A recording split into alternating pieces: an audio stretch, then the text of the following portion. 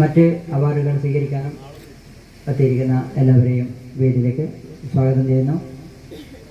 അധ്യക്ഷ സ്ഥാനത്തേക്ക് പ്രകാശ് ചേട്ടനെ സ്വാഗതം ചെയ്തുകൊണ്ട് മൈക്ക് ഞാൻ പ്രകാശ് ചേട്ടന് കൈമാറും.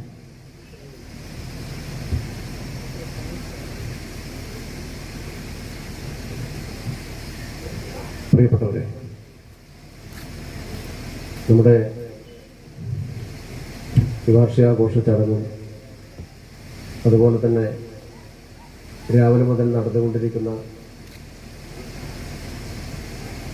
കഥാ, കവിത, ചിത്രരചനാ മത്സരങ്ങളും ക്വിസ് മത്സരങ്ങളിലും ഉൾപ്പെടെ പങ്കെടുത്തുകൊണ്ടിരിക്കുന്ന എല്ലാവരെയും അഭിനന്ദിക്കുക. നമ്മുടെ ഈ ചടങ്ങ് ഉദ്ഘാടനം ചെയ്യുന്നത് നമ്മുടെ സംസ്ഥാനത്തിന് തന്നെ മാതൃക തീർത്തുകൊണ്ട് വികസന ക്ഷേമ പ്രവർത്തനങ്ങളുമായി ശരവേഗം മുന്നോട്ട് പോയിക്കൊണ്ടിരുന്ന കണ്ണൂർ ജില്ലാ പഞ്ചായത്തിന് നയിക്കുന്ന ആരാധ്യ പ്രസിഡന്റ് പ്രിയപ്പെട്ട ദിവ്യ മേഡം അവർകളാണ്. അതുപോലെ തന്നെ നമ്മുടെ പുസ്തക പ്രകാശനം നിർവഹിക്കുന്നത് കണ്ണൂർ ബ്ലോക്ക് പഞ്ചായത്തിൻ്റെ ആരാധ്യായ പ്രസിഡന്റ് KC ടീച്ചറാണ്. ഈ ചടങ്ങിൽ എക്സലൻസ് അവാർഡ് വാങ്ങാൻ കണ്ണൂർ ജില്ലയിലെ പ്രധാനപ്പെട്ട പ്രവർത്തനങ്ങൾ നടത്തിയിട്ടുള്ള 3 കുടുംബശ്രീയും ആതുര സേവന രംഗത്ത് മികച്ച പ്രവർത്തനം നടത്തുന്ന ഡോക്ടർമാർ ഉൾപ്പെടെ മാധ്യമ പ്രവർത്തന രംഗത്ത് മികവ് തെളിയിച്ചുകൊണ്ടിരിക്കുന്ന മാധ്യമ പ്രവർത്തകരെയും പൊതുപ്രവർത്തകരെയും ഈ ചടങ്ങിൽ വെച്ച് എക്സലൻസ് അവാർഡ് നൽകി ആദരിക്കുകയാണ്.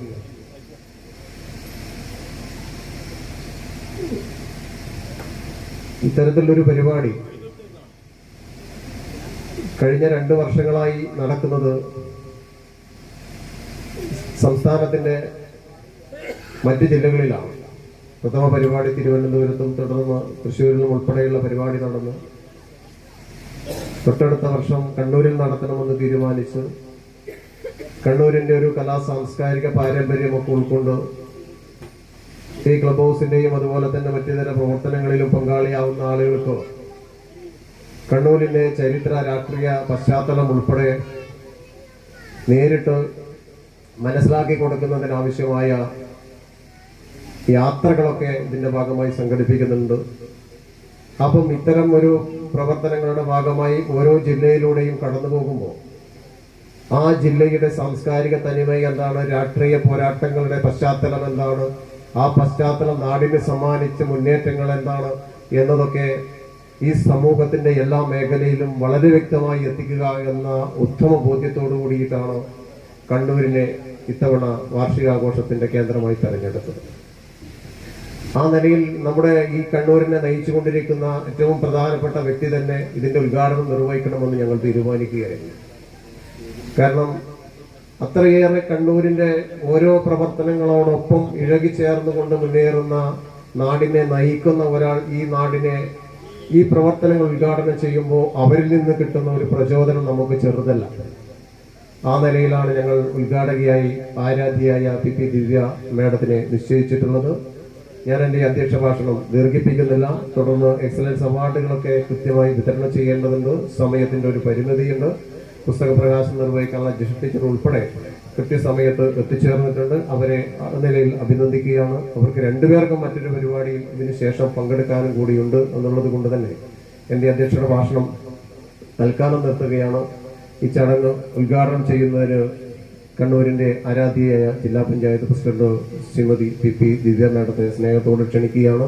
അതിനുവേണ്ടി മേഡത്തിനോട് അഭ്യർത്ഥിച്ചുകൊണ്ട് ഞാൻ നിർത്തുകയാണ്.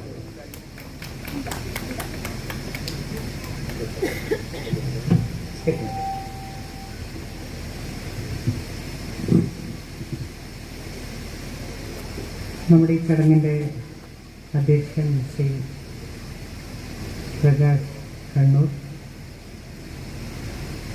പുസ്തക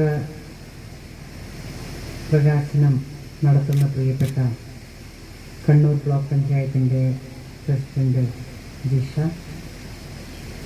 സ്വാഗതം പറഞ്ഞിട്ടുള്ള ശ്രീ മനോജ് KV, മറ്റേ സദസ്സിൽ ഈ ചടങ്ങിൽ പങ്കെടുക്കുന്ന ഏറ്റവും പ്രിയപ്പെട്ടവരെ, സുഹൃത്തുക്കളെ,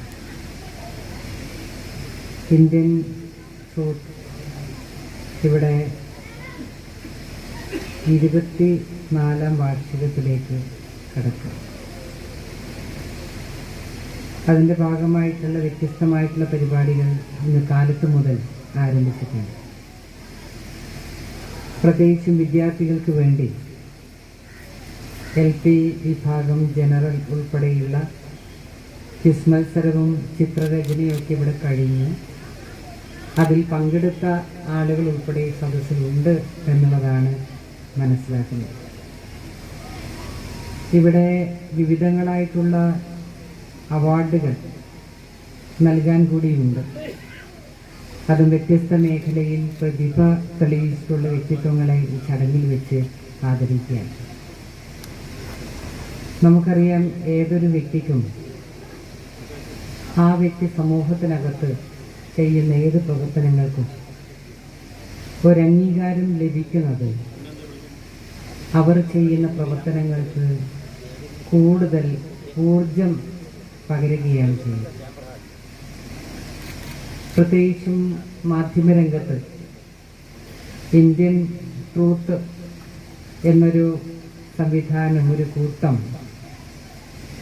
വളരെ മാതൃകാപരമായി എല്ലാവരും ഒരുമിച്ച് ചേർന്നുകൊണ്ട് വ്യത്യസ്തമായ പരിപാടികൾ ഓരോ ജില്ലയിലും സംഘടിപ്പിക്കുന്നുണ്ട്. മാധ്യമ പ്രവർത്തനങ്ങളെ സംബന്ധിച്ച് നമുക്കെല്ലാം വ്യത്യസ്തമായിട്ടുള്ള അഭിപ്രായങ്ങളുണ്ടാകും.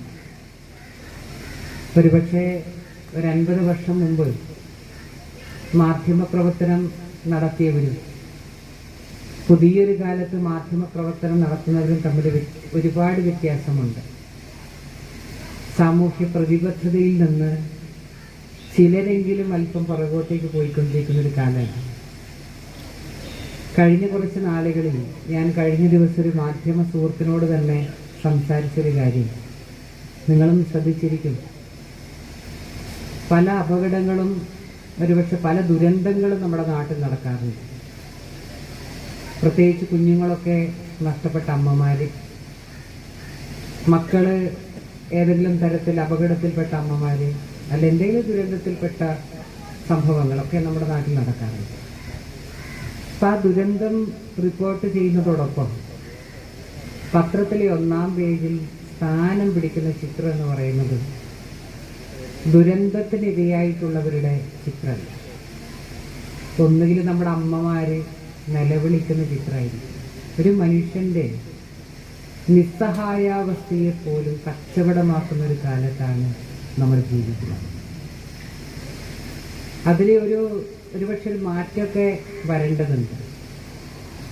കഴിഞ്ഞ ദിവസം ഒരു തട്ടുകടക്കാരൻ എന്നോട് പറഞ്ഞു, അദ്ദേഹം പാല്, അതായത് മിൽമ പാല് കട്ട് ചെയ്ത് പാത്രത്തിലേക്ക് ഒഴിക്കുമ്പോൾ ഈ പാക്കറ്റിൻ്റെ ചെറിയൊരു പീസ് ഒരു ഭക്ഷണം ഉണ്ടാക്കുന്നതിൽ വീണ് പോയി. അപ്പം അത് പറഞ്ഞിട്ട് ഒരാൾ വലിയ ബഹളം ഉണ്ടാക്കി. അപ്പോൾ ഒരു പത്രക്കാരൻ വന്ന് പറഞ്ഞത് 50,000 രൂപ തന്നാൽ ഈ വാർത്ത കൊടുക്കില്ല, 50,000 തന്നില്ലെങ്കിൽ വാർത്ത കൊടുക്കും എന്നുള്ളതാണ്. നിങ്ങളൊന്ന് ആലോചിച്ച് നോക്കൂ. അതായത് ഇതിനകത്തൊക്കെ ഒരു വലിയ കച്ചവടം വന്നുകൊണ്ടിരിക്കുകയാണ്. നിങ്ങളെല്ലാവരും നമ്മുടെ നാട്ടിൽ നടക്കുന്ന സംഭവങ്ങൾ, വാർത്തകളൊക്കെ അതിൻ്റെ ഉള്ളടക്കം സത്യമാവണം എന്ന് വിചാരിച്ചിട്ടാണ് നമ്മളെല്ലാം ഓരോ വാർത്തയും പ്രതീക്ഷിക്കുന്നത്. പക്ഷെ 10 ചാനലുണ്ടെങ്കിൽ, 10 പത്രം ഉണ്ടെങ്കിൽ 10 ചാനലും 10 കാര്യമാണ് പറയുക, 10 പത്രവും 10 കാര്യമാണ് പറയുക. അപ്പം അവിടെ മാധ്യമങ്ങളിൽ നമുക്ക് വിശ്വാസമില്ലാത്ത ഒരവസ്ഥയിലേക്ക് നമ്മൾ മാറും. അവിടെയാണ് ഇത്തരം ഒരു സംവിധാനത്തിൻ്റെ ഒരു പ്രത്യേകത. സത്യസന്ധമായിട്ട് വാർത്തകൾ റിപ്പോർട്ട് ചെയ്യുകയും ജനങ്ങളിൽ എത്തിക്കുകയും ചെയ്യേണ്ട ആവശ്യകതയെക്കുറിച്ച് നമ്മൾ പറയുന്നത്. ഏതായാലും ഇന്ത്യൻ ട്രൂത്ത് ആ രീതിയിൽ പ്രവർത്തനങ്ങളുമായിട്ട് മുന്നോട്ട് പോകണം എന്നുള്ളതാണ് നമ്മളെല്ലാം ആഗ്രഹിക്കുന്നത്. ഞാൻ ദീർഘിച്ച് സംസാരിക്കാൻ ഉദ്ദേശിക്കുന്നില്ല. ജിഷയ്ക്കും അടുത്തൊരു പരിപാടിക്ക് പോകേണ്ടതാണ്. നമ്മളെല്ലാം പോകേണ്ട ആളുകളാണ്. നിങ്ങളെല്ലാം നേരത്തെ വന്നവരാണ്. ഇവിടെ നിരവധി പ്രതിഭകളെ നമ്മൾ അനുമോദിക്കുന്നുണ്ട്. അവർക്കെല്ലാം പ്രത്യേക അഭിനന്ദനങ്ങൾ അറിയിക്കുകയാണ്. പ്രതിഭകൾ എന്ന് പറയുമ്പോൾ ഇപ്പോൾ ഞാൻ കഴിഞ്ഞ കുറച്ച് ദിവസങ്ങളായിട്ട് അനുഭവിക്കുന്ന ഒരു പ്രശ്നമാണ്. ഇപ്പോൾ A+ വാങ്ങിയല്ലോ, SSLC+2 A+. എല്ലാവരും വിളിക്കുകയാണ്, നമുക്ക് ആ A+ കിട്ടിയ കുട്ടിയെ ഒന്ന് അനുമോദിക്കേണ്ട പ്രസിഡന്റ്, പോണ്ടേ ആ വീട്ടിൽ, ഒക്കെ സന്തോഷമുള്ളൊരു കാര്യമാണ്. പക്ഷെ ഈ അനുമോദനങ്ങൾ കൂടുമ്പോൾ ഉണ്ടാകുന്നൊരു പ്രശ്നം എന്താണെന്നറിയുമോ? ഇന്നലെ ഈ SLC റിസൾട്ട് വന്ന ദിവസം എൻ്റെ ഒരു സുഹൃത്ത്, അവർ ജോലിക്ക് പോയില്ല. റിസൾട്ട് പറഞ്ഞ പിറ്റേ ദിവസം. കാരണം പറഞ്ഞത് മോൾക്ക് ഒരു A+ കുറഞ്ഞുപോയി. ഞാൻ എങ്ങനെയാണ് മറ്റുള്ളവരുടെ മുഖത്ത് നോക്കുക? കുഞ്ഞിനോട് ചോദിക്കുകയാണ്. ഞാൻ എങ്ങനെ മറ്റുള്ളവരുടെ മുഖത്ത് നോക്കും? അപ്പോൾ കുഞ്ഞിനും പ്രയാസാവൂലേ? അമ്മ ഒരു ദിവസം ജോലി ഉപേക്ഷിച്ച് ഫോൺ സ്വിച്ച് ഓഫ് ആക്കിയിട്ട് വീട്ടിലിരിക്കുന്നു. ഇത് വല്ലാത്ത മത്സരത്തിലേക്ക് നമ്മൾ മാറുകയാണ്. അതിനപ്പുറത്ത് നമ്മുടെ കുട്ടികൾ, ഇപ്പം ഞാൻ കഴിഞ്ഞ ദിവസം എൻ്റെ ജില്ലാ പഞ്ചായത്ത് സെക്രട്ടറി ഞങ്ങൾ സംസാരിക്കുമ്പോൾ അദ്ദേഹം പറഞ്ഞു, ഞാൻ അന്ന് 210 മാർക്ക് മതി പാസ്സാവാൻ. അദ്ദേഹം പറഞ്ഞു, എനിക്ക് 215 മാർക്കേ ഉള്ളൂ. ആ 215 മാർക്ക് വാങ്ങിയാലും ജില്ലാ പഞ്ചായത്തിൻ്റെ സെക്രട്ടറിയാണ് അല്ലേ? അതുപോലെ നമ്മുടെ സമൂഹത്തിൽ ഒട്ടേറെ ആളുകൾ, അവരുടെ ജീവിതം നമ്മൾ നോക്കിയാലേ അറിയാം, SLCയും +2 എന്നല്ല നമ്മുടെ ജീവിതത്തെ നിർണ്ണയിച്ചൊരു കാര്യം. പക്ഷെ ഇപ്പം നമ്മൾ ഈ രക്ഷിതാക്കൾ എന്ത് ചെയ്യാണ്? ഇതെല്ലാം നിർണായകമായ ഒന്നാണ് എന്ന് പറയുകയാണ്. നന്നായി നമ്മളെ കുട്ടികളെ എൻജോയ് ചെയ്യട്ടെ എന്ന്. വെറും പഠനം മാത്രമല്ലല്ലോ, മാർക്കൊക്കെ ഇത്തിരി കുറയും എന്നൊരു കുഴപ്പമില്ല. നമുക്കൊന്നുള്ളൊരു എക്സ്പീരിയൻസ് നമ്മുടെ കുട്ടികൾക്കില്ല. നമ്മൾ മാവിൽ കയറിയിട്ടുണ്ട്, മാങ്ങ പറിച്ചിട്ടുണ്ട്, വഴിയിലൂടെ നടന്നിട്ടുണ്ട്, ചളിയിൽ കളിച്ചിട്ടുണ്ട്, കുടയില്ലാതെ മഴയത്ത് നിന്നിട്ടുണ്ട്. ഇപ്പോൾ കുടയില്ലാതെ നമ്മൾ കുട്ടികളെ വിടില്ല, ചളിയായാലും പ്രശ്നമാണ്. അവധി ദിവസം വീട്ടിൽ ഫോണുമായിട്ട് നമ്മുടെ കുട്ടികളിരിക്കുക. അവർക്ക് എക്സ്പീരിയൻസ് ഒക്കെ കുറവാണ്. നമ്മളൊക്കെ എത്രയോ തവണ മരത്തേനും കൊണ്ട് താഴേക്ക് വീണിട്ടുണ്ട്. പക്ഷേ ഈ വരുന്ന നമ്മുടെ കുട്ടികൾ, നമ്മുടെ രക്ഷിതാക്കളാണ് ഇങ്ങനെയാക്കുന്നതെന്ന് പറയാനാണ് ഞാനിത് പറഞ്ഞത്. നമ്മളെപ്പോഴും സ്കൂളുകാരെ ചീത്ത പറയും മാർക്ക് കുറഞ്ഞാൽ. പക്ഷെ വീട്ടിനകത്ത് നമ്മൾ ചെയ്യുന്ന കാര്യം എന്താണെന്ന് നമ്മൾ ആരും ആലോചിക്കില്ല. വീടൊരു പാഠപുസ്തകമാണ്, പക്ഷെ ആ പാഠപുസ്തകം ഇപ്പോൾ പാഠങ്ങൾ വീട്ടിനകത്ത് പകർന്നു നൽകുന്നില്ല. ഞാൻ സന്ദർഭവശാൽ അത് പറഞ്ഞേ ഉള്ളൂ. ഏതായാലും ഈ ഒരു അവസരത്തിൽ ഇവിടെ അംഗീകരിക്കപ്പെടുന്ന എല്ലാവരെയും പ്രത്യേകം അഭിനന്ദിച്ചുകൊണ്ട് ഈ വാർഷികാഘോഷ പരിപാടി ഔപചാരികമായി ഉദ്ഘാടനം ചെയ്തതിനെ അറിയിച്ചുകൊണ്ട് ഞാൻ അവസാനിപ്പിക്കുന്നു.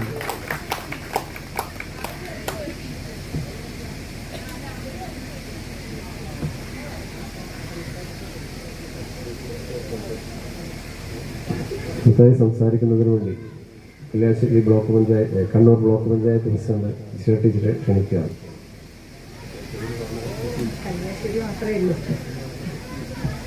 എല്ലാവർക്കും നമസ്കാരം. നമ്മുടെ ഈ പരിപാടിയുടെ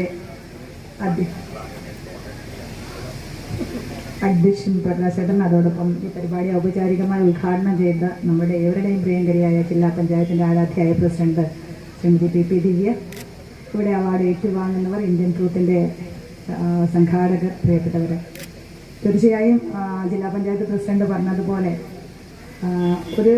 എനിക്ക് തോന്നുന്നു എഴുത്തിൻ്റെ ലോകത്ത് നിന്ന് മാറിപ്പോകുന്ന ഒരു തലമുറയിലാണ് നമ്മൾ. അതായത് പത്രം എന്ന് പറയുന്നത് ഇനിയൊരു ജനറേഷൻ എങ്ങനെയായിരിക്കും ഏറ്റെടുക്കുക എന്ന് ഞാൻ പലപ്പോഴും ആലോചിച്ചിട്ടുണ്ട്. എന്താണെന്ന് വെച്ച് കഴിഞ്ഞാൽ, നമ്മുടെ വീട്ടിലൊക്കെ പണ്ട് നമ്മൾ പത്രം ചിലപ്പോൾ 2, 3, 4 വീടിന് കൂടി ഒരു പത്രമായിരുന്നെടുത്ത് ഇന്ന് ഒരു വീട്ടിൽ തന്നെ 2, 3 പത്രമായിട്ട് മാറിയിട്ടുണ്ട്. പക്ഷെ അത് വായിക്കുന്ന തലമുറ എന്ന് പറഞ്ഞാൽ എനിക്ക് തോന്നുന്നു നമ്മുടെ ഏജിന് താഴോട്ടുള്ളവർ അത് വായിക്കുന്നുണ്ടോ എന്നുള്ളത് സംശയമുള്ളൊരു കാര്യമാണ്. എന്ന് വെച്ചാൽ എൻ്റെ വീട്ടിൽ നിന്നൊക്കെ ഞാൻ രാവിലെ ഇറങ്ങി പുറത്ത് പോയി കഴിഞ്ഞാൽ ആ പത്രം രാവിലെ എവിടെയാണോ ഇട്ടത് അവിടെ തന്നെ കിടക്കാറുണ്ട്. അത് എന്താ പറയുക, എഴുത്ത് മാധ്യമത്തിലേക്ക് വന്ന മറ്റൊരു മാറ്റം തന്നെയാണ്, അംഗീകരിക്കാതിരിക്കാൻ കഴിയില്ല. നിങ്ങളുടെയൊക്കെ വീട്ടിൽ എനിക്ക് തോന്നുന്നു വളരെ കുറച്ച് കുട്ടികൾ മാത്രമേ നമ്മുടെ വായനയുടെ ലോകത്തേക്ക് വരുന്നുള്ളൂ എന്നുള്ളതാണ്. ഒന്ന്, നേരത്തെ ജില്ലാ പഞ്ചായത്ത് പ്രസിഡന്റ് പറഞ്ഞതുപോലെ 10 പത്രം വായിച്ചാൽ 10 വാർത്തകളാവുന്ന കാലത്താണ് നമ്മളുള്ളത്. മുന്നേ നമുക്ക് ആകെ ആകാശവാണി വാർത്തയായാലും ഒക്കെ 10 മിനിറ്റിനുള്ളിൽ പറഞ്ഞു തീരുന്ന കാര്യമാണ് 24/7 അവർ പറയുന്ന കാര്യങ്ങളൊക്കെ ഒന്ന് തന്നെയാണ്. പക്ഷെ 24 മണിക്കൂർ തികക്കുക എന്നുള്ള ഒരു വലിയ അത്യധ്വാനം മാധ്യമ പ്രവർത്തകർ നേരിടുന്നു എന്നുള്ളതാണ്.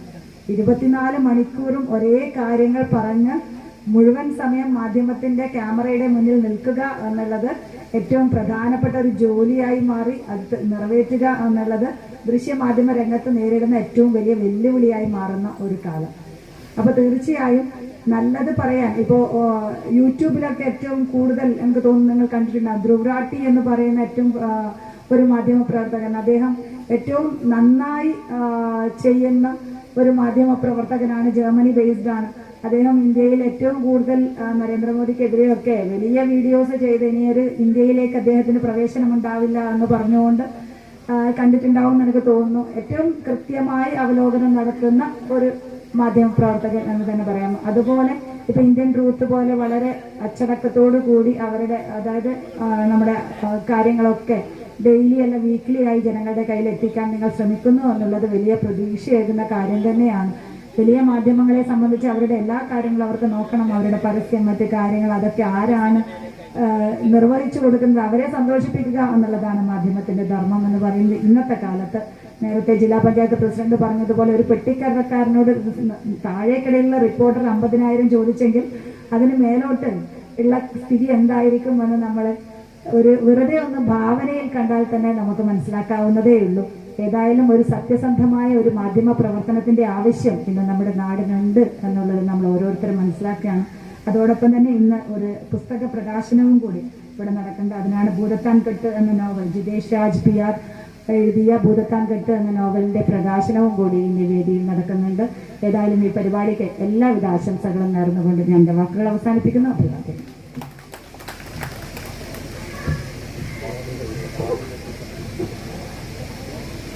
മറ്റ് ആശംസ പ്രസംഗമൊക്കെ എക്സലൻസ് അവാർഡ് വിതരണത്തിന് ശേഷമാവാമെന്നുള്ളത് കൊണ്ട് അടുത്ത അവാർഡ് വിതരണ ചടങ്ങിലേക്ക് പോവുകയാണ്. ഇന്ത്യൻ ട്രൂത്ത് സാഹിത്യ പുരസ്കാരം 2021 നാസർ കക്കാടിൻ്റെ പിന്നോട്ട് പായുന്ന വണ്ടി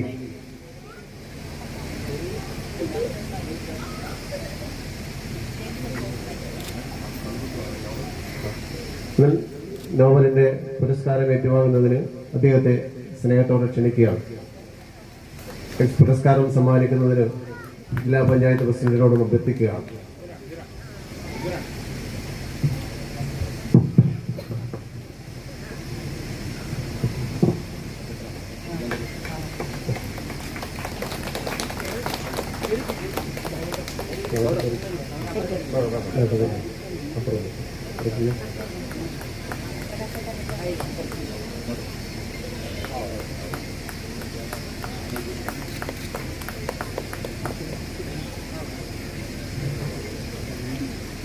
Thank you very much.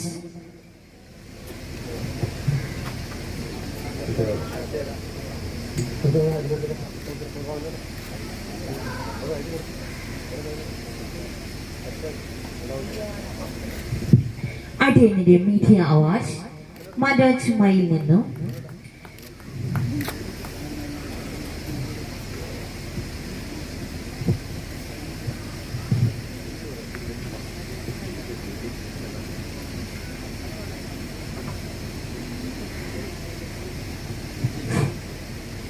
അടുത്തത് മീഡിയ അവാർഡാണ്. കണ്ണൂരിന്റെ പ്രാദേശിക മാധ്യമ വിഷ്വൽ മീഡിയ മാധ്യമ രംഗത്ത് തനതായ അടയാളപ്പെടുത്തൽ നടത്തിയിട്ടുള്ള കണ്ണൂർ വിഷന്റെ ബ്യൂറോ ചീഫ് മനോജ് മയിലിനാണ് മീഡിയ അവാർഡിൽ വിഷ്വൽ മീഡിയ രംഗത്ത് തെരഞ്ഞെടുക്കപ്പെട്ടിട്ടുള്ളത്. അദ്ദേഹത്തെ അവാർഡ് ഏറ്റുവാങ്ങുന്നതിന് സ്നേഹത്തോടെ ക്ഷണിക്കുകയാണ്.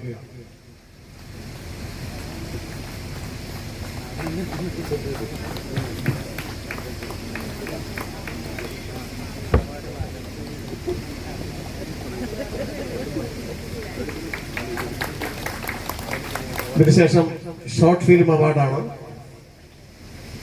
ഒട്ടേറെ സ്റ്റോറി ഡയറക്ടർ നിർവഹിച്ചിട്ടുള്ള കലന്തൻ ബഷീർ അവർക്കാണ് ഷോർട്ട് ഫിലിം അവാർഡ് നൽകുന്നത്. ഉണർവ് ഷോർട്ട് ഫിലിം എന്ന പ്രത്യേക നമുക്ക് ഇദ്ദേഹത്തെ ഒന്ന് പരിചയപ്പെട്ടാൽ, നമ്മളെ ദൃശ്യം സിനിമ കണ്ടിട്ടുണ്ടാവും. ദൃശ്യം സിനിമയിൽ ആ പെൺകുട്ടിയോടൊപ്പം ആ വീട്ടിൽ, മോഹൻലാലിന്റെ വീട്ടിൽ പ്രത്യക്ഷപ്പെടുന്ന കഥാപാത്രത്തിന്റെ പിതാവ് കൂടിയാണ് അദ്ദേഹം. അദ്ദേഹത്തെ നല്ലൊരു കഴിയോടുകൂടി അവാർഡ് സമ്മാനിക്കാം. അടുത്ത മീഡിയ അവാർഡിൽ കണ്ണൂരിന്റെ മറ്റൊരു അവാർഡ് അടയാളപ്പെടുത്തൽ കൂടി നടത്തിയിട്ടുള്ള ദേശാഭിമാനിയുടെ സ്പെഷ്യൽ കറസ്പോണ്ടന്റ് പി സുരേഷൻ അവർകളാണ്. ഈ അടുത്ത കാലത്തായി കേരള സംസ്ഥാനത്തിൻ്റെതുൾപ്പെടെ നിരവധി അവാർഡുകൾ ഊർജ്ജ മേഖലയിലും ക്ഷീരമേഖലയിലും കാർഷിക മേഖലയിലും ഒക്കെ ഒട്ടേറെ അവാർഡുകൾ നേടിയിട്ടുള്ള ആരാധ്യനായ എന്റെ വഴികാട്ടി കൂടിയായിട്ടുള്ള പി സുരേഷേട്ടനെ സ്നേഹത്തോടെ ക്ഷണിക്കുകയാണ്.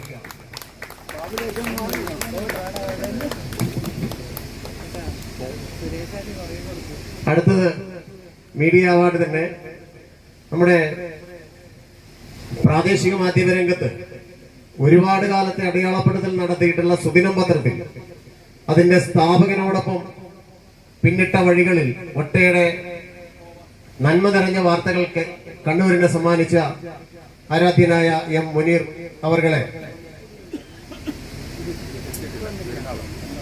അപ്പൊ മുനീർ കാ ഓൺ ദ വേ ആണ്. അദ്ദേഹം എത്തിയ ഉടനെ അദ്ദേഹത്തിന് അവാർഡ് സമ്മാനിക്കും. അതുപോലെ തന്നെ best short film Roshan Nambiar, producer Unarvu short film, അദ്ദേഹത്തെ സ്നേഹത്തോടെ ക്ഷണിക്കുകയാണ്. അവാർഡ് ഏറ്റുവാങ്ങുന്നതിന് റോഷൻ നമ്പ്യാരെ സ്നേഹത്തോടെ ക്ഷണിക്കുന്നു.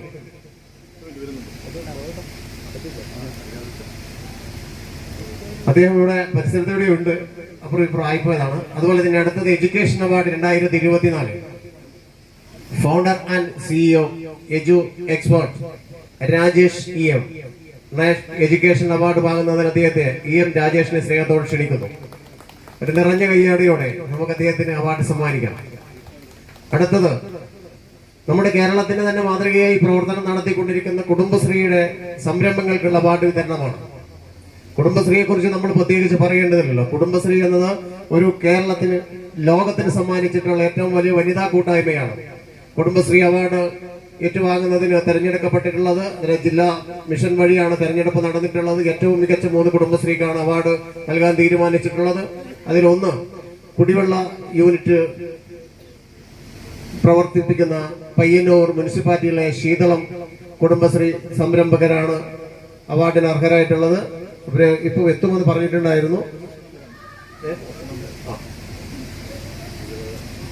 അപ്പൊ കുടുംബശ്രീ അവാർഡിനിടയിൽ നമ്മുടെ റോഷൻ നമ്പ്യാർ ഇവിടെ എത്തിച്ചേർന്നിട്ടുണ്ട്. അദ്ദേഹത്തിന് അവാർഡ് സമ്മാനിക്കുന്നതിന് വേണ്ടി ഏറ്റുവാങ്ങുന്നതിന് വേണ്ടി അദ്ദേഹത്തെ വേദിയിലേക്ക് ക്ഷണിക്കുകയാണ്.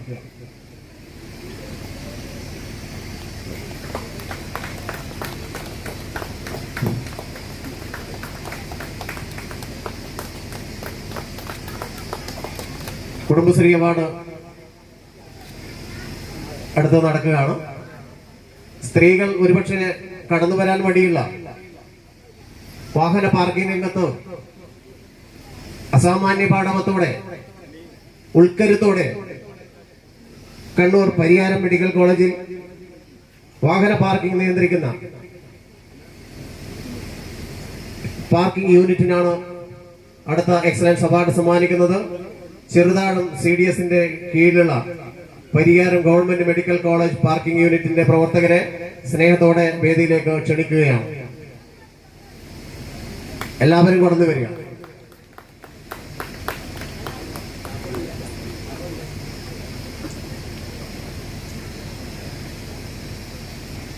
രണ്ടു വർഷത്തിലേറെയായി കൃത്യമായി അവിടെ പാർക്കിംഗ് സംവിധാനം ഏർപ്പെടുത്തി മുന്നോട്ട് പോവുകയും വിജയം കൈവരിക്കുകയും ചെയ്തിട്ടുള്ള കുടുംബശ്രീ പ്രവർത്തകരെ സ്നേഹത്തോടെ അഭിനന്ദിക്കുകയാണ്. ഇതിനുശേഷം തനൂജ EP എന്ന കുടുംബശ്രീ സംരംഭകയും അവാർഡ് നൽകി ആദരിക്കും.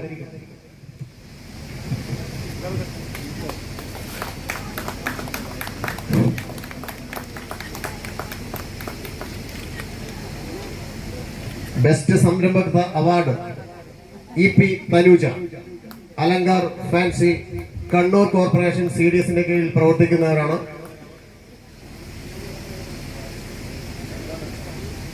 കേരളത്തിന്റെ ഒട്ടുമിക്ക സരസ് മേളകൾ ഉൾപ്പെടെ തന്റെ സംരംഭകത്തെ അടയാളപ്പെടുത്തി കുടുംബശ്രീക്ക് തന്നെ ഒരു ആവേശവും ഊർജവും പകർന്നുകൊണ്ടിരിക്കുന്ന തനൂജ EPയെ സ്നേഹത്തോടെ ഉപഹാരം നൽകി ആദരിക്കുകയാണ്. അടുത്തത് ബെസ്റ്റ് സോഷ്യൽ വർക്കർ അവാർഡാണ്. ഹോമിയോ മെഡിക്കൽ ഓഫീസർ ആയിട്ടുള്ള ഡോക്ടർ ഷിബി P വർഗീസിനെ ബെസ്റ്റ് സോഷ്യൽ വർക്കർ അവാർഡ് ഏറ്റുവാങ്ങുന്നതിന് സ്നേഹത്തോടെ ക്ഷണിക്കുകയാണ്.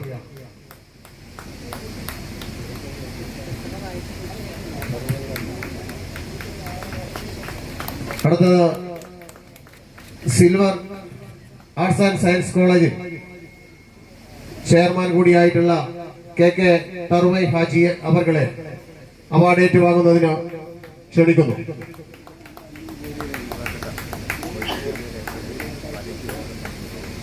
കോഴിക്കോട് ജില്ലയിലെ ഏറ്റവും മികച്ച പാലിയേറ്റീവ് പ്രവർത്തകൻ കൂടിയാണ് ഇദ്ദേഹം. അദ്ദേഹത്തെ നിറഞ്ഞ കയ്യടിയോടെ നമുക്ക് അവാർഡ് സമ്മാനിക്കാം.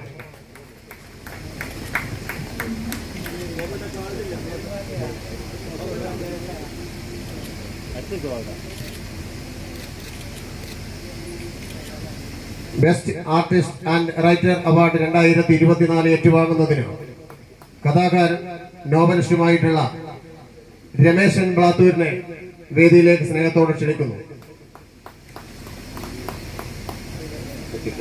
രമേശേട്ടൻ വരുന്നതേയുള്ളൂ. മികച്ച അക്ഷരപ്രതിഭ, കൈയക്ഷരപ്രതിഭ റഷീദ് മുതുകാട് അവാർഡ് ഏറ്റുവാങ്ങുന്നതിന് സ്നേഹത്തോടെ ക്ഷണിക്കുന്നു.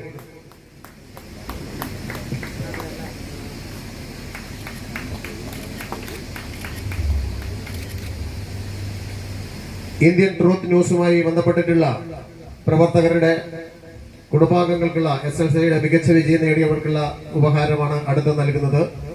ഏറ്റുവാങ്ങുന്നതിന് മിഥുന M കുമാറിനെയും അതുപോലെ തന്നെ ഗരിമ മനോജിനെയും സ്നേഹത്തോടെ ക്ഷണിക്കുകയാണ്. കുടുംബാംഗങ്ങളല്ല, നമ്മുടെ അംഗങ്ങളാണ്. വായിക്കുന്നവരാണ്, വായിക്കുന്നവരാണ്.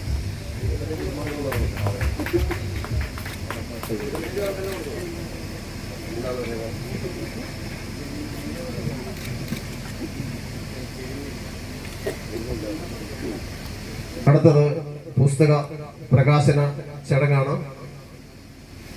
ജിതേഷ് രാജ് PR, കോഴിക്കോട് ഫറൂഖാണ് സ്ഥലം, ജോലി ബിസിനസ് ആണ്. അതിനിടയിൽ രണ്ടാമത്തെ പുസ്തകമാണ് രചിച്ചിട്ടുള്ളത്, ഭൂതത്താൻകെട്ട് എന്ന പുസ്തകം. ആദ്യത്തെ പുസ്തകം ശിലകൾ പറഞ്ഞത് എന്ന ചെറുകഥയാണ്. പുസ്തക പ്രകാശനം നിർവഹിക്കുന്നതിന് KC ജിഷ ടീച്ചറോട് അഭ്യർത്ഥിക്കുന്നു. പുസ്തക രചയിതാവിനെ വേദിയിലേക്ക് ക്ഷണിക്കുകയാണ്.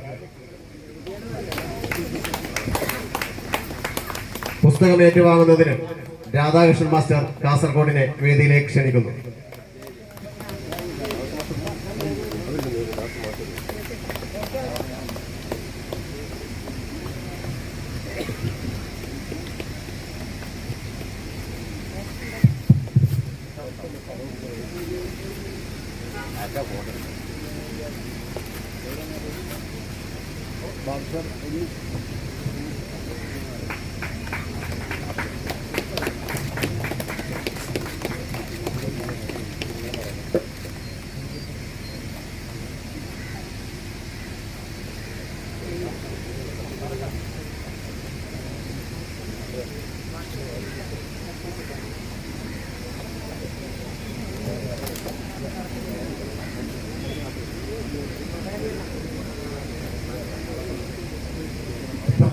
അടുത്തത് നമ്മുടെ രാവിലെ മുതൽ നടന്നുകൊണ്ടിരിക്കുന്ന മത്സരങ്ങളുടെ സമ്മാനവും സർട്ടിഫിക്കറ്റുകളുടെ വിതരണമാണ്.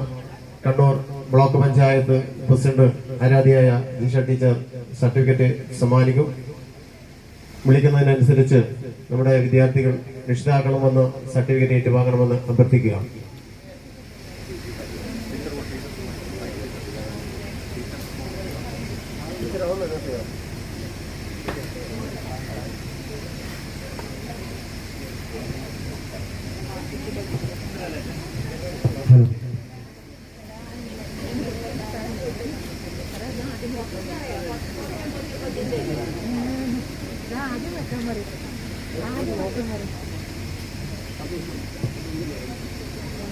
ആദ്യം വെക്കാൻ മതി.